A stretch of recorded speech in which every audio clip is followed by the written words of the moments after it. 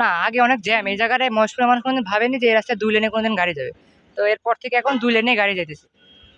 এখন তো তো তোমার নাম কি? সাফি, তুমি কোন ক্লাসে পড়ো? ক্লাস 9। আমার নাম মুসাম্মা আল ফিদা। কেমন কাজ করতেছে, কেমন লাগছে তোমাদের? আলহামদুলিল্লাহ, অনেক ভালো লাগছে। আসসালামু আলাইকুম, সাদত আমির ডাবল ওয়ানের পক্ষ থেকে সকলকে স্বাগত জানাচ্ছি। আমি আছি, দেখতে পাচ্ছেন যে আমার পিছনে শহীদ আবু সাইদ চত্বর, মহেশপুর, ঝিনাইদহ। এখানে আছি। এখানে ট্রাফিক ব্যবস্থার কাজ করতেছে আমাদের ছাত্র সমাজের ছোট ছোট ছোট সোনামণিরা। তাদেরকে জিজ্ঞাসা করবো যে এখানে এখানে ট্রাফিকের কাজ করতেছে, কেমন লাগছে তোমাদের? ভালোই। ভালো লাগছে? হ্যাঁ, মানে এলাকাটা একটু শৃঙ্খল দেখাচ্ছে এখন। তোমরা আগে যে পরিবেশ ছিল, এখন সেই পরিবেশ আছে তোমাদের কাজ করার পরে? না, আগে অনেক জ্যাম। এই জায়গাটায় মহেশপুরের মানুষ কোনোদিন ভাবেনি যে এই রাস্তায় ২ লেনে কোনোদিন গাড়ি যাবে। তো এরপর থেকে এখন ২ লেনেই গাড়ি যাইতেছে।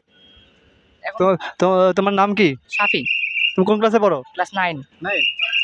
সমাজে দর্শকবৃন্দ, দেখতে পাচ্ছেন যে এই চত্বরটার মধ্যে এক প্রকার জাম ছিল। দেখতে পাচ্ছেন যে ছোট ছোট বাচ্চারা কিভাবে কাজ করতেছে। ছাত্ররা ওর কাছে জিজ্ঞাসা করবে, তোমার নাম কি? আমার নাম মুসাম্মা আল ফিদা। কেমন কাজ করতেছে, কেমন লাগছে তোমাদের? আলহামদুলিল্লাহ, অনেক ভালো লাগছে। সমাজের দর্শকবৃন্দ, দেখতে কোন কোন ক্লাসে পড়ো তুমি? আমি ক্লাস 7-এ পড়ি। 7-এ পড়ো। সমাজের দর্শকবৃন্দ, দেখতে পাচ্ছেন যে এখানে সার্বিক পরিস্থিতি, ছাত্র ছোট ছোট বাচ্চারা 7-এর 8-এর ছাত্ররা এখানে নিরাপত্তা দিচ্ছে। আমরা দেখতে পাচ্ছি এমনটাই। এখানে দেখতে পাচ্ছেন যে বীর শ্রেষ্ঠ শহীদ আবু সাইদ চত্বর, মহেশপুর, ঝিনাইদহ। এখানে সাইদের ছবি টানিয়ে দেওয়া হয়েছে এই মোড়ের মধ্যে, এই চত্বরের মধ্যে। এখানে সার্বিক পরিস্থিতি মোটামুটি ভালোই।